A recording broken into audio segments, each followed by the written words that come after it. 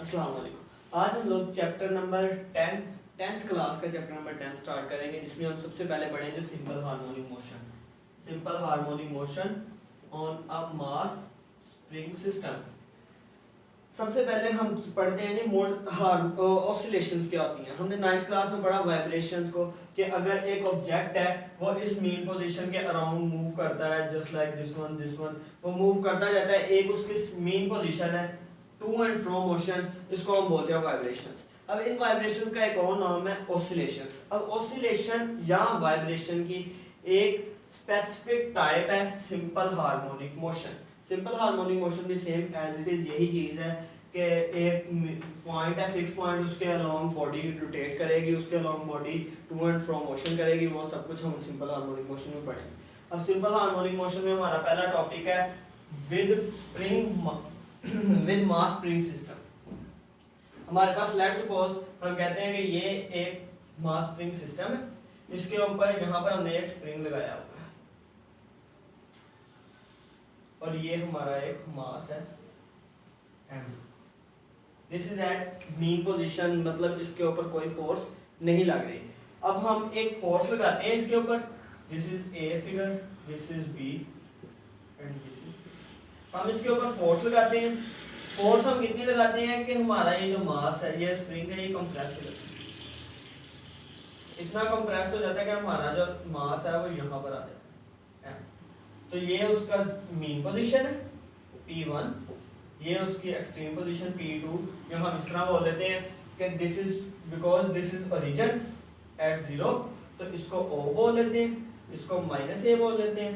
और जब ये मास हम लोग अपनी फोर्स ख़त्म करेंगे, मतलब हम इससे छोड़ देंगे, तो हमारा ये जो स्प्रिंग होगा वो कुछ इस तरह हो जाएगा।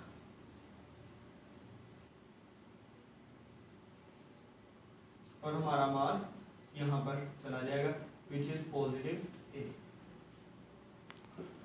अब ये हमारे दो एक्सट्रीम पोजीशन बन गई, O पॉइंट से -A तक और O पॉइंट से +A तक, which are called mean. This is the O जो है ये हमारे पास मीन पोजीशन है,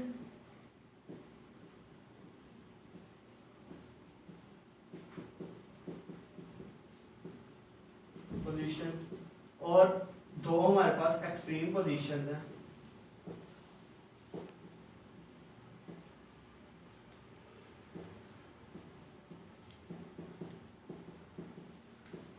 -A और +A, जिसको हम SA लिख देते हैं। ठीक है, अब हम लोगों ने देखना है, हम लोगों ने इस लास्ट पर हमने टाइम पीरियड निकालना है। पहले हम देख लेते हैं कि टाइम पीरियड क्या है। टाइम पीरियड होता है द टाइम पीरियड, टाइम एक बॉडी एक वाइब्रेशन कंप्लीट करने के लिए कितना टाइम लेती है। मतलब एक बॉडी है, यहाँ से स्टार्ट हुई, इधर तक आई, फिर वो यहाँ तक गई और दोबारा मीन पोजीशन पर आई। लेट्स सपोज हमारे पास ये डिस्टेंस है इतना, तो हम कहते हैं बॉडी इस तरफ गई, मतलब मास हमारा इस तरफ गया, फिर इधर आया और फिर इधर वापस आकर रुक गया। अब ये जो पॉइंट है, ये जितना टाइम इसने लिया है, इसको हम टाइम पीरियड बोलते हैं। इस टाइम पीरियड को हमने इस टाइम पीरियड का फॉर्मूला निकालना है। इस के एंड पर हमने इसका टाइम पीरियड बताना है। सबसे पहले हमें पता है, हमने हुक्स लॉ पढ़ा हुआ है।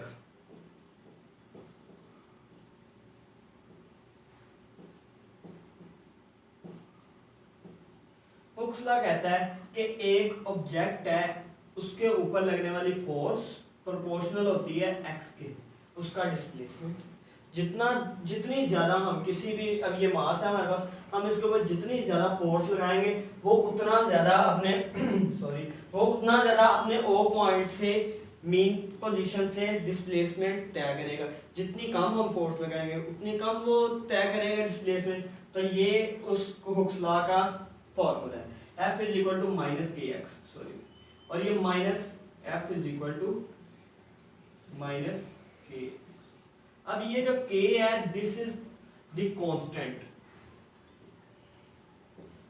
स्प्रिंग कांस्टेंट, इसको हम बोलते हैं स्प्रिंग कांस्टेंट। ये स्प्रिंग कांस्टेंट डिपेंड करता है स्प्रिंग की नेचर पर। अगर हमारा स्प्रिंग ज्यादा स्टिफ होगा, ज्यादा सख्त होगा, उसको मूव करवाना ज्यादा मुश्किल होगा, तो k की वैल्यू ज्यादा होगी। अगर हमारा स्प्रिंग सॉफ्ट होगा मतलब हम उसको इजीली रोटेट इजीली कंप्रेस या एक्सटेंड कर सकते हैं तो हमारे के की वैल्यू कम होगी। तो ये के जो है ये कांस्टेंट। अब माइनस साइन शो करता है कि हमेशा सॉरी ऑब्जेक्ट जो है वो हमेशा अपनी मीन पोजीशन की तरफ मूव करेगा। अगर आप उसको मेन पोजीशन से लेफ्ट लेकर आएंगे तो वो राइट मूव करेगा, अगर आप राइट लेकर जाएंगे तो लेफ्ट मूव करेगा, ये चीज बताता है। हम इसी फॉर्मूले को यूज करते हैं। अब Newton second law of motion से हमें पता है F is equal to M में, तो यहाँ पर अगर हम एम में पुट कर देते हैं तो हमारे पास क्या आ जाएगा, K is equal to minus A over sorry M में is equal to minus K X, ये हमारे पास वैल्यू आ गई। अब यहाँ से m उधर ले जाते हैं तो a is equal to minus K over M X. अब अगर हम देखें इस फार्मूले में भी हमारे पास k भी कांस्टेंट और m भी कांस्टेंट, क्योंकि हमारे पास हमें मास डिफाइंड है, हमें पता है क्या मास है तो वो कांस्टेंट है।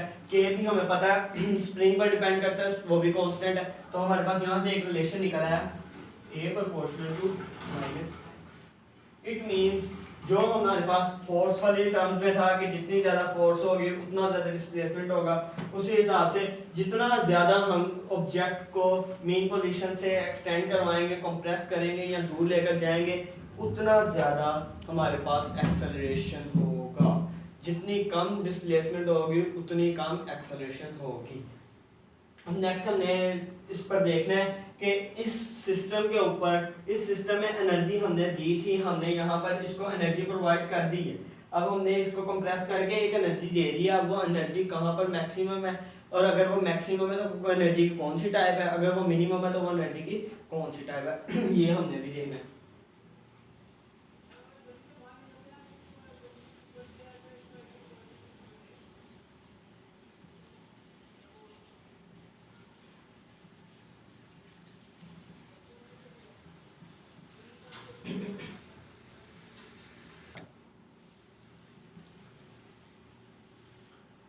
तो हम देखते हैं एनर्जीज के डिफरेंट पॉइंट्स पर एनर्जी कितनी है, सिस्टम की एनर्जी कितनी है।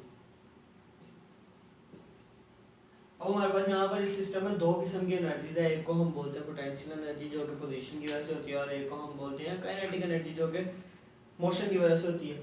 जब हमारा ऑब्जेक्ट यहाँ पर आता है, एक्सट्रीम पोजीशन पर आता है, यहाँ जब हमारा ऑब्जेक्ट अपने राइट एक्सट्रीम पोजीशन पर जाता है तो यहाँ पर इसकी काइनेटिक एनर्जी जीरो होती है एक्सट्रीम पोजीशन से।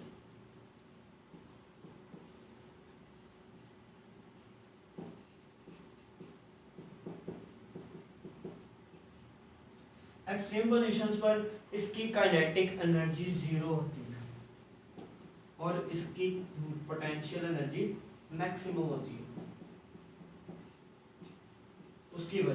उसकी वजह ये होती है कि हमारा मास अपने ओरिजिन से, अपनी मेन पोजीशन से मैक्सिमम डिस्टेंस पर होता है। मैक्सिमम डिस्टेंस पर होने की वजह से उसकी पोजीशन मैक्सिमम चेंज हो जाती है और उसकी जो मोशन होती है वो जीरो होती है, मतलब वो एट रेस्ट होता है, जिसकी वजह से काइनेटिक एनर्जी जीरो हो जाती है। एट मेन पोजीशन यही एनर्जी कन्वर्ट हो जाती है, पोटेंशियल एनर्जी कन्वर्ट हो जाती है काइनेटिक एनर्जी में, और काइनेटिक एनर्जी कन्वर्ट हो जाती है potential energy.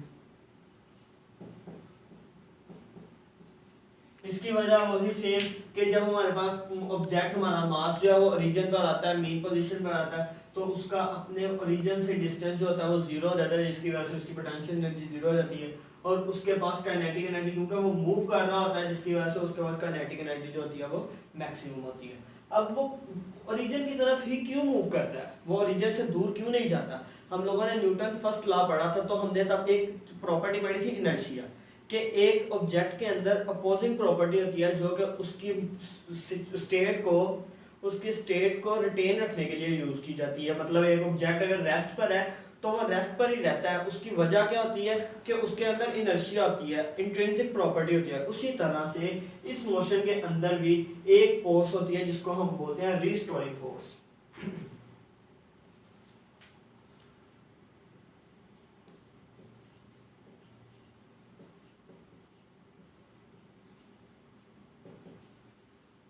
Restoring restoring force ऐसी फोर्स को बोला जाता है, वो फोर्स रिस्टोरिंग फोर्स कहलाती है जो कि हमेशा ऑब्जेक्ट को उसके मीन पोजीशन की तरफ, कहाँ जिस भी एक्सट्रीम पोजीशन पर वो पड़ा हो, हमेशा उसको अपने मीन पोजीशन की तरफ धकेलती है, फोर्स लगाती है कि वो अपनी मीन पोजीशन पर चला जाए। तो ऐसी फोर्स को बोलते हैं रिस्टोरिंग फोर्स। और हम अब इसके लास्ट फार्मूला पर चलते हैं, T is equal to 2 pi under root m/k। ये हमारे पास इसका टाइम पीरियड है।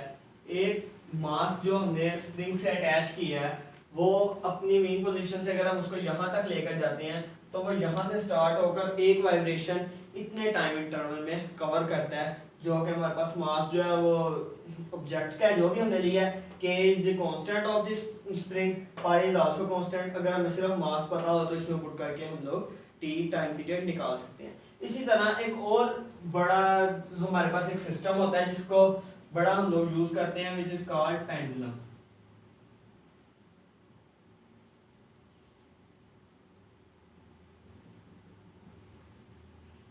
ये हमारे पास m है, ये इसकी एक एक्सट्रीम पोजीशन है और ये हमारे पास दूसरी एक्सट्रीम पोजीशन है। इसकी लेंथ l है और ये हमारे पास थीटा है जिससे हमने इसको रोटेट करवाया। हम लोग क्या करते हैं, एक मास को अपने मास को एक एक्सट्रीम पोजीशन तक लेकर जाते हैं, जैसे ही हम उसको छोड़ते हैं उसके ऊपर हमारी फोर्स नहीं रहती है, कोई भी किसी भी किस्म की फोर्स नहीं लगती सिवाय ग्रेविटेशनल एक्सेलरेशन में, तो वो अपने मेन पोजीशन की तरफ मूव करता है। जब वो यहाँ पर पहुंचता है तो ड्यू टू रिस्टोरिंग फोर्स उसके अंदर एक फोर्स काइनेटिक एनर्जी बहुत ज़्यादा आगे होती है, जिसकी वजह से इनर्शिया की वजह से वो बी पोजीशन की तरफ मूव करता है, फिर to and fro so on ये चलता रहता है। और इसका टाइम पीरियड निकालने का हमारे पास फार्मूला होता है, T is equal to 2 pi under root L/G। अब हमने ये सारा टॉपिक पढ़ लिया, अब हमारे पास कुछ समरीज निकली, कुछ हम लोगों ने पॉइंट्स निकाले सिंपल हार्मोनिक मोशन की डेफिनेशन के, और इसके कुछ मतलब हमने प्रॉपर्टीज फाइंड आउट की, हम वो अब डिस्कस करते हैं। पहले तो सिंपल हार्मोनिक मोशन की डेफिनेशन हमें पता लग गई।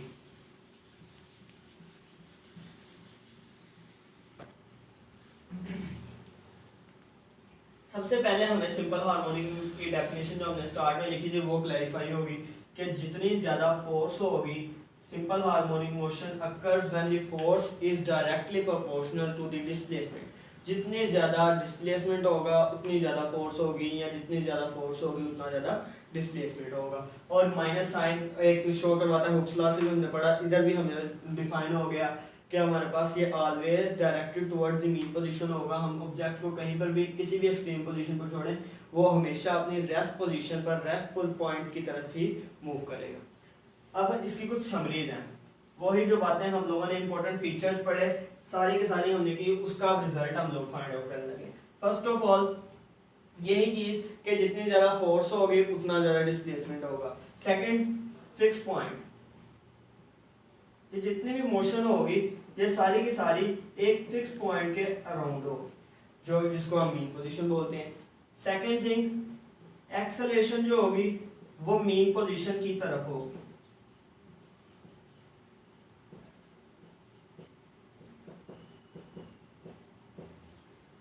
थर्ड, एक्सेलरेशन भी डायरेक्टली प्रोपोर्शनल होगी मीन पोजीशन की। जितनी ज़्यादा मीन पोजीशन से डिस्टेंस होगा, डिस्प्लेसमेंट होगा, उतना ज़्यादा एक्सेलरेशन हमारा होगा। लास्ट रिजल्ट हमने जैसे निकाला वेलोसिटी। वेलोसिटी जो होगी वो दो पॉइंट्स जिस तरह के हमने पढ़े, मीन पोजीशन और एक्सट्रीम पोजीशन। मीन पोजीशन पर, मीन पॉइंट पर वेलोसिटी मैक्सिमम होगी और एक्सट्रीम पोजीशन पर वेलोसिटी 0। ये हमने आज के लेक्चर में कंप्लीट किया सिंपल हार्मोनिक मोशन और उससे रिलेटेड दो सिस्टम्स। पहला सिस्टम हमने ज़रा सारा गो थ्रू किया, सेकंड सिस्टम में हमने सिर्फ फार्मूला किया और हमें यही वाला मैकेनिज्म सारा का सारा लगाया। बस ये है कि हमारे पास मास स्प्रिंग सिस्टम अगर ऐसे हॉरिजॉन्टल होता है तो पेंडुलम जो है वो हमारे पास वर्टिकल फॉर्म में आता है। वही मीन पोजीशन है, वही एक्सट्रीम पोजीशन है, एज इट इज़ सारा का सारा मैकेनिज्म इसमें भी वही यूज़ हुआ है, इसमें भी वही यूज़ हुआ है, कोई चीज़ चेंज नहीं है। यहाँ पर हुक्स लॉ लगा, वहाँ पर भी एक लॉ लगेगा और सॉल्व हो जाएगा। नेक्स्ट लेक्चर में हम लोग पढ़ेंगे कि इसके आगे वाले टॉपिक्स इंपॉर्टेंट हम करेंगे कि क्या क्या चीज़ें इसमें आती हैं सिंपल हार्मोनिक मोशन से। आगे वेव्स को हम डिस्कस करेंगे, ऑसिलेशंस को डिस्कस करेंगे। अल्लाह।